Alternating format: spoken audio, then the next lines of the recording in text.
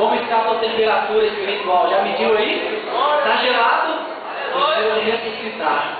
Uma ressurreição aí, um choque, né, irmãos? Um choque. Ressuscitam mortos. Abra sua Bíblia em Tito, capítulo 2, versículo 11 a seguir. Tito, depois de Timóteo, viu? Filipenses, Colossenses, Tessalonicenses. Aí depois vem Timóteo e Tito. Tito, capítulo 2, versículo 11. Deus tem uma palavra para falar em nossos corações. Nós pregamos no primeiro culto sobre a ressurreição de Cristo. Ele vive, por isso nós podemos crer no amanhã. Ele não está preso num túmulo, ele ressuscitou. As religiões falsas não têm um Cristo vivo, não tem a cruz e não tem um túmulo vazio também. A prova da ressurreição de Cristo é o túmulo vazio. A pedra foi removida, não para Jesus sair, mas era para mostrar aos seus discípulos que ele não estava ali. Jesus não precisava que a pedra fosse removida, ele sairia da mesma forma, mas era para os discípulos entrar e ver que realmente ali o corpo de Jesus não estava. Amém, queridos? Achou aí Tito 2, versículo 11 ao 15? Amém?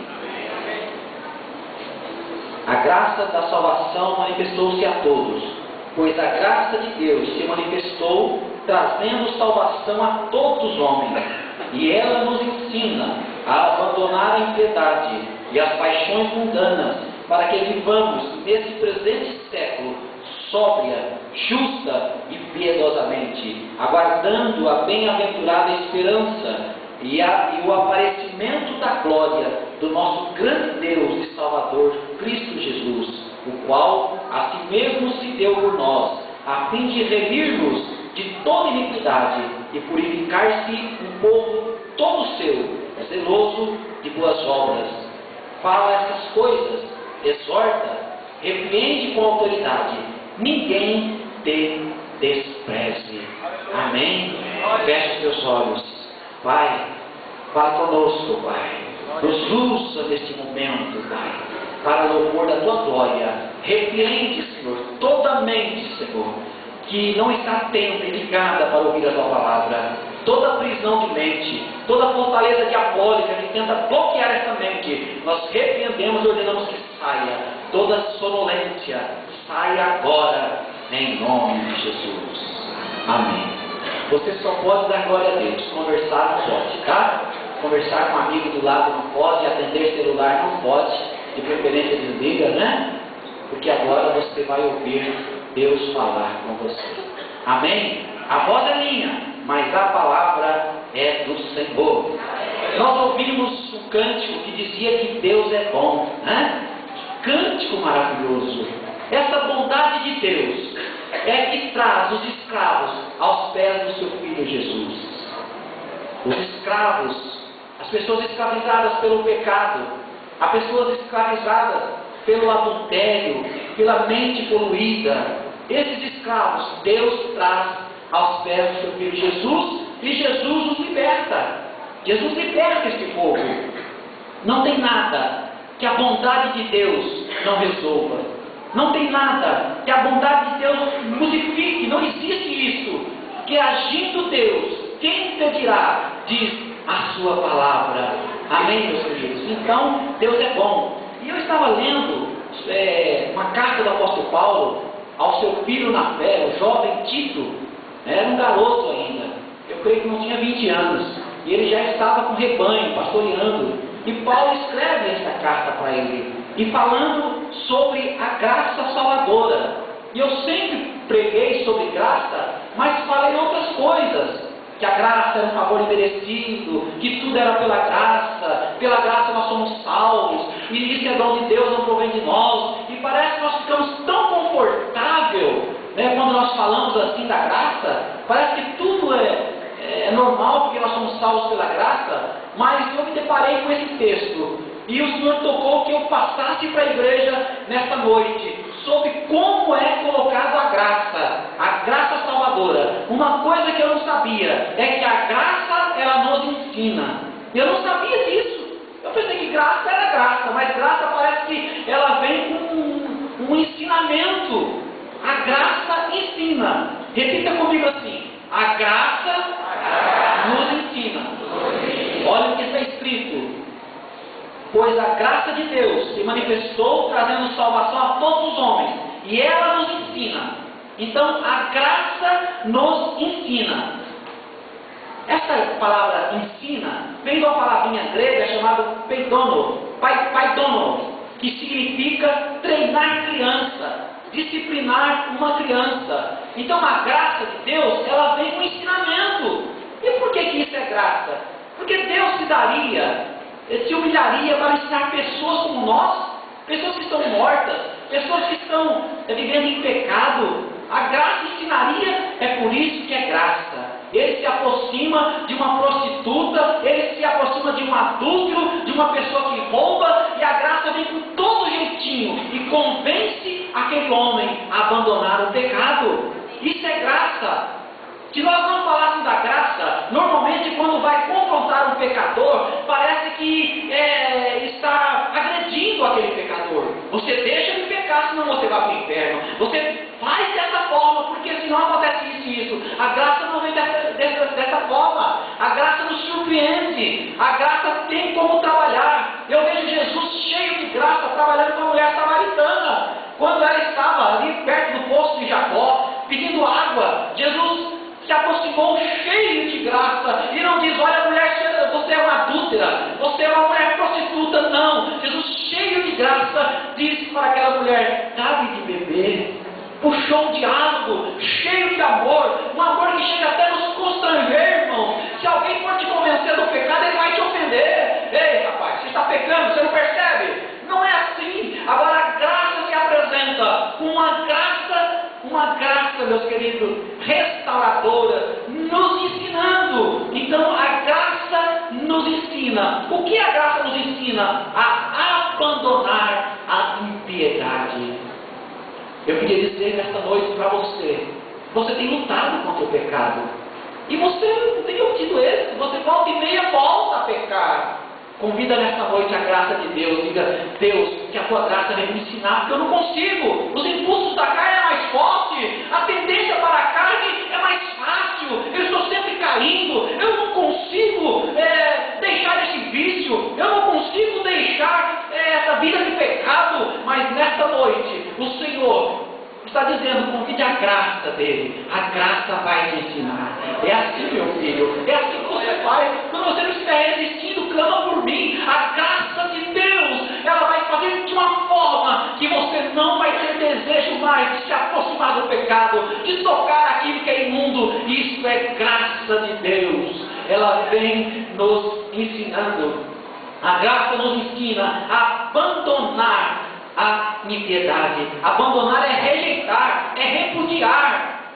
É um dever de todo homem que quer viver uma vida em Cristo Jesus, que foi tocado pela graça. É um dever abandonar o pecado. Amém? Mas a graça que vai convencer. A Bíblia diz que o Espírito Santo que convence o homem do pecado, da justiça e do juízo. O povo deveria deixar para trás todo o paganismo, caracterizado por vícios. Mas isto, o Espírito que convence. Ninguém convence ninguém, mas é a graça que nós precisamos deixar as paixões do mundo. O que é uma paixão, irmãos? São desejos que você anela, aquele sonho, algo que você quer, algo agradável aos seus olhos. Quando o indivíduo continua tendo desejos mundanos, quando tinha, a mesma forma como tinha antes da suposta conversão, é porque o Espírito Santo, através da graça, ainda não trabalhou no coração dele. Vocês entenderam? O cidadão batizou ou supostamente se converteu, mas os desejos do mundo estão latentes. Não saiu. Então a graça ainda não trabalhou, não houve brecha. Por isso que ainda você não foi tocado. Porque no momento que você foi envolvido pela graça de Deus, pelo Espírito Santo de Deus, a Bíblia diz em Romanos capítulo 8, versículo 1: o pecado não terá domínio sobre vós. O pecado não pode te dominar. E se está dominando, pastor, aprender com a graça de Cristo. Me ensina, Jesus, me ensina a não pecar mais. Eu não quero. O próprio apóstolo Paulo dizia: o mal que eu não quero fazer, eu estou sempre fazendo. O bem que tanto eu quero, eu nunca faço. É uma luta da carne contra o Espírito. Nós precisamos da graça de Deus para nós não sairmos desapontados. A graça nunca te acusa. Você é miserável. Você é isso e aquilo. A graça nunca acusa, mas a graça te envolve. E você começa a sentir um refrigério e dizer: eu tenho coisas melhores do que está pecando. Eu tenho um alimento melhor que as bolotas do mundo. Eu não quero mais, porque eu fui convencido pela graça. Louvado seja o nome do Senhor Jesus Cristo. A graça de Deus. Olha em Efésios, capítulo 2, versículo 3, diz o seguinte: antes andávamos nos desejos da carne, fazendo a vontade da carne e dos pensamentos, e éramos por natureza filhos da ira. Nós éramos filhos da ira, porque nós fazíamos as coisas da carne e dos pensamentos, mas hoje não fazemos mais. Olha só, duas palavras: fazíamos as coisas da carne e do pensamento. Você não pode fazer tudo que você pensa, meu querido. Você não pode fazer tudo que a carne deseja, não. Se você está fazendo, você vai ser convencido nesta noite pela graça. Aquele que pecava não peca mais, aquele que adulterava não adultera mais, o que roubava não rouba mais, o que mentia não vai mentir mais. Você é uma pessoa transformada pela graça regeneradora que emana da cruz de Cristo. Amém, irmão? É graça, é a graça que nos ensina. Eu não sabia que a graça ensinava, eu não sabia que tinha esse contexto de da graça ensinar, mas está dizendo: a graça nos ensina a abandonar a impiedade, as paixões mundanas, para que vivamos nesse mundo, vivamos nesse mundo uma vida sóbria, justa e piedosa. Como deve ser a vida de um homem e de uma mulher tocado pela graça? É uma vida sóbria, uma vida justa, uma vida honesta. É isso que nós precisamos. Mas se eu deixar as paixões do mundo, se eu não for envolvido pela graça, essa vida sóbria eu não terei. Essa vida justa, ela não aparece. Essa vida piedosa também não estará em mim. O que é uma vida sóbria? É uma pessoa equilibrada, é uma pessoa moderada, é uma pessoa temperante, equilibrada. Normalmente, quando fala que está sóbrio, é uma pessoa que não está alcoolizado. Tem gente que se comporta como ébrio, está encantado com a vida, está delirando, seduzido pela prostituição, pelo adultério, pelas riquezas. Ele anda como um ébrio, cambaleando. Mas a Bíblia diz que quando a graça toca, nós somos pessoas sóbrias, sensatas, ou seja, pé no chão. Pé no chão. Nós precisamos ser pé no chão. Nós estamos cheios de fantasias e delírios, mas a vida do crente, tocado pela graça, é uma vida sóbria, é uma vida justa e uma vida piedosa. O que é uma vida justa, meus queridos? É todo o nosso relacionamento, toda a nossa ação e relação, aquilo que você faz, a forma que você age e o relacionamento que você tem com Deus e com os homens. De repente eu falo com alguém que diz: com Deus eu estou bem, eu venho à igreja todos os cultos, eu oro bastante, eu tenho jejuado, mas com homem não. Com homem eu não tenho relacionamento. E eu nem quero. O meu negócio é só com Deus. Se você não tiver negócio com homem, em paz com homem, você não tem paz com Deus. Não existe isso. A Bíblia diz que você diz que ama a Deus, nós dizemos que amamos a Deus, que nós não vemos. E o nosso irmão, que nós vemos, nós não amamos. Então nós somos mentirosos. Então, meus queridos, nós precisamos ter uma vida justa em relação a Deus e o irmão que está do meu lado, o meu próximo. Amém, irmão? Uma vida justa. E a vida piedosa? O que é? Vida piedosa no contexto de reverenciar a Deus, no contexto de